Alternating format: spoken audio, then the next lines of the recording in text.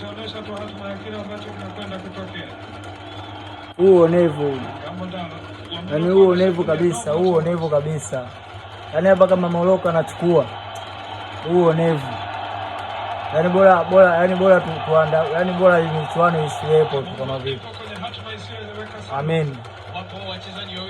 Yaani michuano kama ina huyu Morocco anabeba. Yaani bora isiwepo kabisa. Yaani bora isiwepo kabisa duniani. Yaani Mazambia huku kaona sio, Mazambia huku anaona hapana, sio kweli. Yaani sio kweli. Yaani bora timu iondoke, bora timu iondoke. Bora timu iondoke. Yaani bora aondoke, yaani bora timu iondoke. Sadio Mane mwenyewe, mbona wachezaji wanaondoka? Wachezaji wanaondoka, wanaenda vyumbani, sawa? Sawa. Akienda kuzungumza kati ya wachezaji ambao yamebaki pale uwanjani kwa utulivu wa hali ya juu. Yaani nakwambiaje? Hii sio haki. Hii sio haki kabisa. Yaani kabaki Sadio Mane peke yake. Umeona? Sadio Mane peke yake ndo kabaki. Wabaki wote wameenda viwanja, wote wameingia nani? Sasa mchezaji mkubwa anaelewa. Mchezaji mkubwa anaelewa.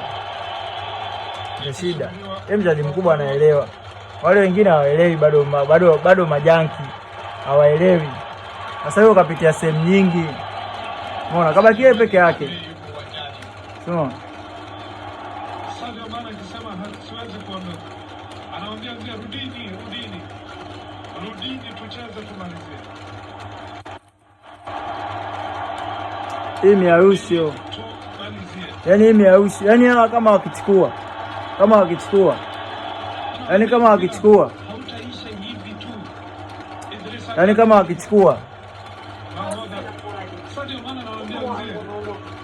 Wenzake wameondoka, yeye ndo anarudisha. Sadio Mane ndo anarudisha. Ila kocha anaondoa timu. Umeona? Kama imeandikwa.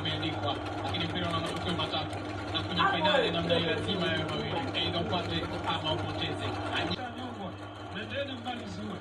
Umeshaanzishiwa. Finali imeingia doa kwenye siku ya kesho. Senegal mashabiki wao hawataki hata kutazama. Huo onevu mkubwa sana, yaani onevu mkubwa sana, yaani onevu mkubwa. Dunia hiyo